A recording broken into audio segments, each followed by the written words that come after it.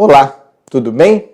Eu sou o professor Flávio de Castro, do Percurso Editorial, e eu queria apresentar para vocês a nossa proposta de um estudo de obras para o vestibular da Unicamp, a Universidade Estadual de Campinas. Eu tenho muito orgulho de ter estudado lá e dizer para vocês que ela foi eleita aí, né, a melhor faculdade do Brasil, uma das melhores do continente americano. Então isso acho que é um estímulo que você tente, né, entrar nessa universidade. É um reconhecimento, é uma garantia de qualidade de ensino. E como uma universidade, né, desse porte, desse valor, a sua lista de leitura ela não deixaria de ser também especial, né, exigente. Uma das grandes características do vestibular, da lista de vestibular da Unicamp é a variedade de gêneros literários. Se a gente olhar, por exemplo, para a lista da FUVEST, né, que é outra grande universidade, da USP, a gente tem basicamente só narrativas e um livro de poesia.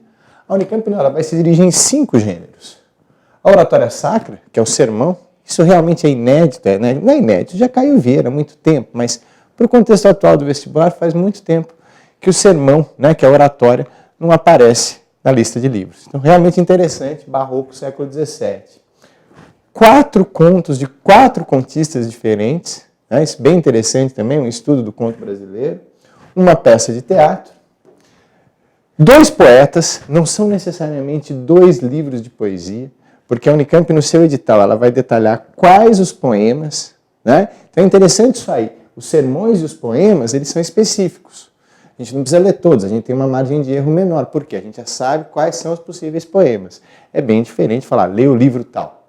Não, leia os poemas tal. Dentro desse conjunto de poemas, a chance de cair aqueles que, né, que a gente estudou, que a gente leu, é muito maior. E alguns romances, né? Então, 5 gêneros literários. Então, lembrar que, para a gente estudar essas obras, a gente tem que estudar características desses gêneros. O que caracteriza o sermão, o que caracteriza o conto, o que caracteriza o teatro.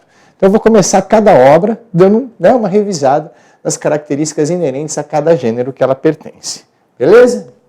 Contexto histórico-cultural das obras. Pensar, por exemplo, que o Curtiço é escrito no final do século XIX, momento em que o Rio de Janeiro vive um crescimento urbano e que os cortiços são focos de epidemias. Entender, por exemplo, que os sermões do Vieira foram escritos quando Vieira perde o cargo de pregador régio, né? Quando o Dom João IV ele desiste de ter o Vieira como seu pregador oficial e o Vieira vai para a Itália, durante a Contra-Reforma. Tudo isso é interessante para embasar o estudo da obra. Estudo de características gerais. Características da literariedade. Figura de linguagem, estilo, léxicos, efeitos, a tonalidade, né? A parte literária, exatamente, os componentes literários. No caso das narrativas, enredo, né? Análise dos personagens, características, se o personagem é plano, se o personagem é raso, se é antagonista, protagonista, o tempo, espaço, isso em relação aos contos, os romances, em relação ao teatro, tá? A leitura analítica de sermões e poemas, aí sim, né? Aí a gente tem que trabalhar mais com o texto. Fica complicado a gente ler todo, por exemplo, Caminhos Cruzados do Érico Veríssimo. Mas a gente pode estudar vários sonetos do Camões, estudar bons trechos dos sermões do Vieira, né? E aí, dentro dessa leitura dos textos de oratória e de poesia, reconhecer forma, vocabulário, figura, tema, enfim.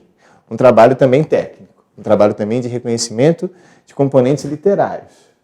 Leitura crítica de trechos exemplares, isso para o romance, né? Momentos decisivos, por exemplo, do Curtiço, momentos decisivos do Coração, Cabeça e Estômago, momentos decisivos, por exemplo, do Terra Sonâmbula, né? Momentos que representam personagens, que viram o rumo do enredo, né? E que podem realmente se transformar em questões para a Unicamp. E, finalmente, resolução de exercícios, né? Eu acho interessante a gente fazer exercício de provas anteriores para quê? Né? Porque um exercício que já caiu não vai cair de novo. Mas eu realmente acredito que seja importante você estudar não só o livro, mas estudar a prova. Ver como a Unicamp pergunta, ver como a Unicamp aborda a obra. Então a gente resolve provas anteriores e a formulação de exercícios inéditos baseado nessas formas anteriores, né? Como se fosse aí para simular o que vem a ser o próximo vestibular da Unicamp. Beleza? Esse é o procedimento de estudo, lembrando que ele vai se adaptar de acordo com o gênero que a gente vai estudar. E agora eu vou apresentar as obras para vocês, né, para mostrar o trabalho que a gente tem pela frente nesse curso aí. E não é pouca coisa. Vamos lá. Bom, primeiro, sermões do Antônio Vieira. São 3 sermões com o mesmo nome, né? Esses sermões eles recebem esse nome por ocasião da data em que eles são pregados. Eles se referem ao final da Quaresma. Tá? e esse último não chegou a ser pregado, ele só foi escrito porque o Vieira adoeceu e não foi capaz de pregar os sermões. Os sermões da Quarta-feira de Cinzas são sermões em que o Vieira demonstra o seu descontentamento, quando ele perde o cargo de pregador régio, né, de pregador do rei, Dom João IV, e aí ele vai para a Itália, mas ele está muito descontente porque ele queria realmente continuar como pregador régio em Portugal. E são sermões que falam sobre a morte. O Vieira está num momento de crise, está num momento pessimista, né? E ele vislumbra aí a ideia da morte como até mesmo uma aproximação com o plano divino, sem falar em suicídio. Por quê? Porque o suicídio é pecado. E o Vieira é um jesuíta. Então é genial, né? É um sermão sobre saber morrer. Morrer está preparado para a morte, sem desespero, sem medo, e a aceitação da morte, né? Como, enfim, a única certeza que temos do futuro. A isso nós chamamos ars moriendi, a arte de morrer. Esse é um tema clássico da literatura. O homem sábio é aquele que sabe morrer, é aquele que está pronto para morrer. Bom, lembrar também que o Vieira é um mestre da retórica, a arte da persuasão. E esses sermões, nada mais, nada menos, ele tenta nos persuadir que a morte é superior à vida. É bem interessante, tá? Queria dizer que eu estudei isso na iniciação científica. E a escolha desses sermões faz parte de um livro chamado A Arte de Morrer, de um professor da Unicamp chamado Alcir Pécora, que por acaso foi meu orientador. Então eu estou muito feliz que essa obra vai cair, eu gosto muito de Vieira, espero que vocês gostem também. Os contos. Amor, da Clarice Lispector, que é um dos principais contos da Clarice, né? O cotidiano de uma dona de casa que, após ver um cego mascando chicletes, ela deixa uma bandeja de ovos cair e ela entra numa autoanálise, né? Na tal da epifania, que acontece sempre na literatura da Clarice, e a partir daí ela passa a refletir sobre a sua vida individual e sobre a existência de um mundo além da sua vida de esposa, de mãe, né? E ela entra aí nesse processo profundo de análise da sua existência e chega a uma reflexão. O conto ele vai fazer uso da técnica do fluxo de consciência para acompanhar exatamente esse acesso do leitor à vida íntima da personagem. É um conto belíssimo, é um conto muito forte, muito significativo. É um conto sobre alguém que toma consciência da sua existência e do seu tamanho diante do universo. A Hora, a Vez de Augusto Matraga é um dos maiores e melhores contos da literatura brasileira. Eu disse maior porque não é um conto curto, é um conto relativamente longo. É um conto que narra 3 etapas na vida de um sertanejo, que começa como um sujeito rude, hostil, violento, um coronel, né? Que passa por um sofrimento, e esse sofrimento vai fazer com que ele recupere sua bondade, sua dignidade. Então seria a trindade, né? Do pecado, da penitência e, finalmente, da redenção. Todo esse conto gira em torno do número 3. É muito forte a simbologia do número 3 e a intertextualidade, pois é um conto que se refere diretamente a essa questão religiosa, da redenção dos pecados. É um jagunço, é um coronel, é um homem do sertão violento que vai encontrar a santidade por uma forma jamais esperada. Belíssimo conto, seguramente entre os maiores contos da literatura brasileira. Negrinha, do Monteiro Lobato, é, antes de tudo, um conto polêmico. Tá? Há essa grande discussão acerca de um suposto racismo do Monteiro Lobato, mas esse conto, ao meu ver, ele é muito mais uma denúncia do racismo do que um posicionamento do racismo do autor. Negrinha é um conto que trabalha com uma técnica chamada espelhamento, que nós temos uma personagem branca, rica, adulta, gorda, viúva, em oposição a uma personagem negra, criança, raquítica e órfã. E essas personagens, elas têm um jogo psicológico, né? A Dona Inácia, ela é cruel, ela é sádica, e ela não aceita a garantia de liberdade que é dada ao negro no Brasil pós-abolição. Então esse conto é, sobretudo, por meio da análise psicológica das suas 2 personagens, uma denúncia da manutenção da violência, do racismo no Brasil pós-abolição. É um conto que desmascara a versão oficial da história de que a abolição deixou tudo bem, tudo igual, né, que promoveu a emancipação do negro na sociedade brasileira, e esse conto vai demonstrar que não, que em lugares mais afastados, interioranos, em contextos mais fechados, as condições escravistas se mantiveram, a despeito da Lei Áurea. É um conto polêmico, muito interessante, mas é um conto mais fácil para a gente analisar, é um conto mais tranquilo. O Espelho do Machado ele é basicamente um resumo da teoria do realismo machadiano. né? O Espelho é um conto que ele oscila o foco narrativo da primeira para a terceira pessoa e ele se propõe a ser o esboço de uma nova teoria da alma humana. É uma sátira, um momento que está todo mundo fazendo teoria sobre a humanidade. O Marx, o Comte, o Darwin, o Schopenhauer, né? E aí o Machado cria um personagem que propõe uma teoria. Essa teoria, ela alega que nós não temos uma alma, mas nós temos duas almas. E vai tratar, portanto, dessa dicotomia essência e aparência. E a psicologia do desmascaramento é um procedimento do realismo, que consiste exatamente em revelar o personagem essencial por trás do personagem aparente. Tá? Então, entre dois focos, a gente consegue perceber o que é aparência e o que é essência com um personagem que, de uma hora para outra, ganha um cargo na Guarda Nacional e isso vai mudar a relação dele com todos ao seu redor e, sobretudo, consigo mesmo. Também figura aí entre os maiores contos da literatura brasileira, dos mais importantes. Tá? Conto aí estão muito bem escolhidos, são só obras-primas. Uma peça de teatro famosíssima, foi adaptada para a novela, foi um fenômeno.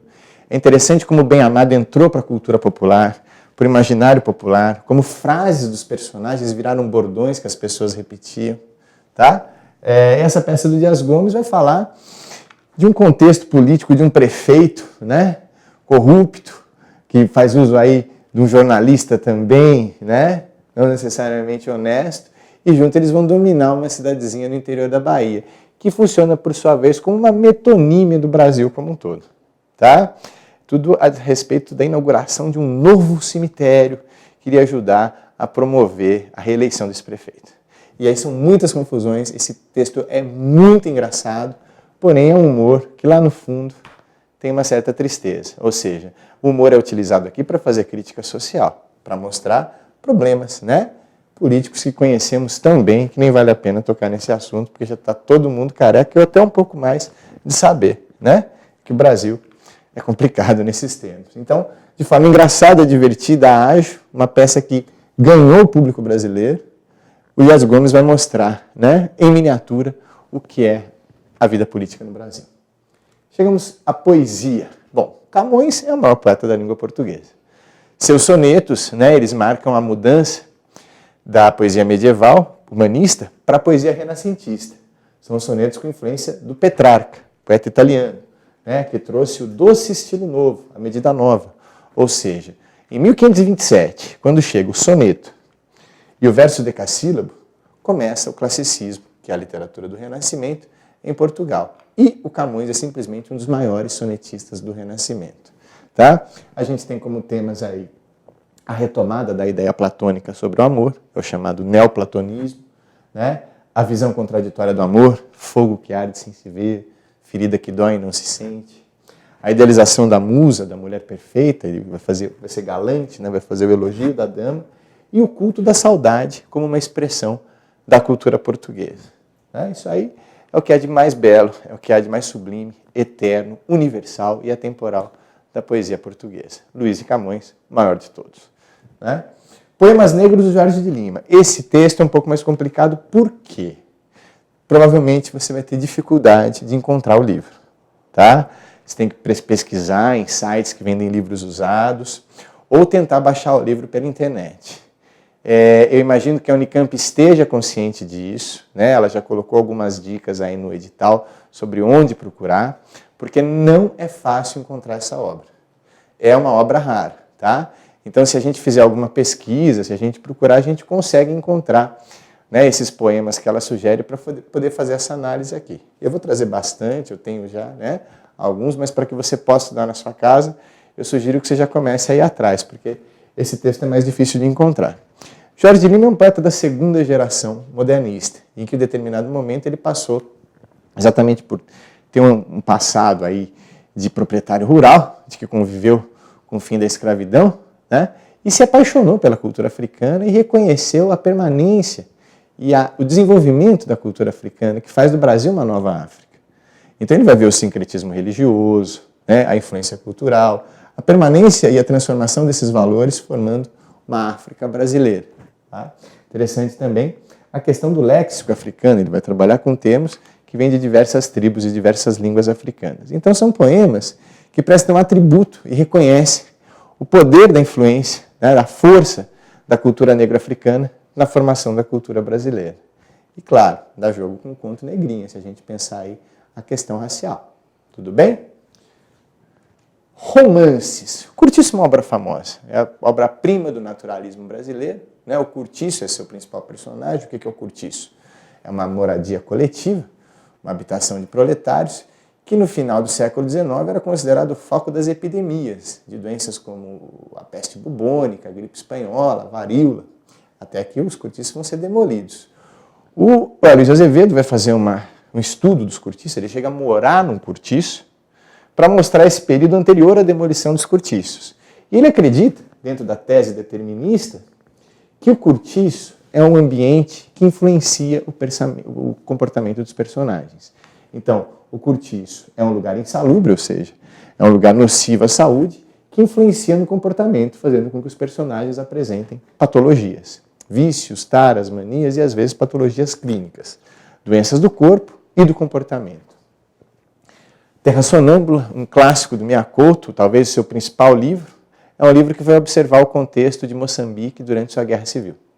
É uma espécie de limbo que Moçambique passa entre a independência, né, e o fim dessa guerra civil. Então você tem guerrilhas, grupos guerrilheiros lutando para tomar o poder depois que Moçambique se transforma num país independente, e nesse contexto, um jovem e um idoso perambulam pelo país, por essa terra sonâmbula, em busca de alguma esperança, até que eles encontram um diário de um moçambicano morto pela guerrilha. E aí você tem esse cruzamento de duas narrativas. A narrativa do diário em primeira pessoa, a narrativa das andanças do jovem com o velho em terceira pessoa. Essas duas narrativas se cruzam de forma brilhante, surpreendente, e fazem uma revelação que vão acordar Moçambique desse sonambulismo. Obra-prima desse escritor moçambicano, obra-prima da lusofonia, que é a valorização da literatura escrita em língua portuguesa em diferentes países do mundo. É o mesmo caso da FUVEST, que vai cobrar o livro Mayombe, do Pepe Tela, que é um escritor angolano. Coração, Cabeça e Estômago é uma obra atípica dentro da obra de Camilo Castelo Branco. Camilo Castelo Branco é talvez o maior escritor romântico do romantismo português da prosa. É um sujeito que escreveu cerca de 200 romances. E ao que parece, em Coração, Cabeça e Estômago, ele está cansado de romantismo. Então ele faz uma sátira do romantismo, sendo que ele é um dos principais representantes do romantismo. Ou seja, já é um romance que antecipa o realismo, que já faz essa transição para o realismo e faz uso da ironia romântica, vai satirizar os próprios valores do romantismo. É uma obra de metalinguagem, é uma obra que é escrita, que foi escrita pelo seu protagonista, o protagonista foi um escritor, e que nos legou, né, porque morreu, esse livro Coração, Cabeça e Estômago, em que ele tenta encontrar os ideais românticos, da riqueza, da celebridade, do conforto. Daí o nome Coração, Cabeça e Estômago, né? Viver um grande amor, ser conhecido, viver de forma confortável. Essa ideia do vencer na vida, se dar bem na vida, isso vai ser satirizado, vai ser analisado com uma ironia ácida, corrosiva. Então, interessante que um livro romântico satirizando o romantismo. Finalmente, Caminhos Cruzados. Este é o romance urbano, romance moderno da segunda geração do modernismo. Ele é um romance ambientado em Porto Alegre. E são vários personagens que, por diversos motivos, vão cruzar os seus caminhos. Um namora com alguém, que é vizinho de alguém, que é amigo de alguém. É um romance denso, com muitos personagens, mas que todos, de alguma forma, têm os seus caminhos cruzados. E a heterogeneidade, a diversidade desses personagens forma um painel do que é a sociedade brasileira. Em sua desigualdade social, né? Em suas injustiças, em suas mazelas, em seus preconceitos, né? Enfim, seria um Brasil em miniatura por meio dessa turma, desse grupo aí que vai, né, vivenciar relações diversas na cidade de Porto Alegre em plena Era Vargas. Além de tudo, é um romance tenso, que ele vai escrever isso sob o auspício do Estado Novo, do Departamento de Imprensa e Propaganda. Então é uma obra muito bem escrita no sentido técnico e com teor de crítica social. Olha que interessante, né? Fazendo esse apanhado, portanto. Sermões barrocos do século XVII. poesia renascentista do século XVI, romance exemplar do naturalismo no século XIX, teatro moderno que virou um fenômeno da novela brasileira, um romance ultramoderno, um romance moçambicano da Guerra Civil. É uma lista bastante heterogênea em gênero, em tema e em estilo, mas, sobretudo, de muita qualidade. Então, estudando separadamente, pensando em possibilidades de questões de literatura comparada, porque algumas obras podem se relacionar com as outras, e resolvendo exercícios, eu acredito que você possa ter um bom desempenho e que você vá também estudar na Universidade Estadual de Campinas, considerada recentemente a melhor do Brasil. Desculpa meu sorriso, mas eu realmente tenho muito orgulho de falar isso e faço questão de fazer um bom trabalho e te ajudar, né, com esse intento aí. Então, segue a gente aí, acompanhe o percurso educacional e vem fazer o curso de estudo de obras da Unicamp. Bom estudo para você e vamos lá.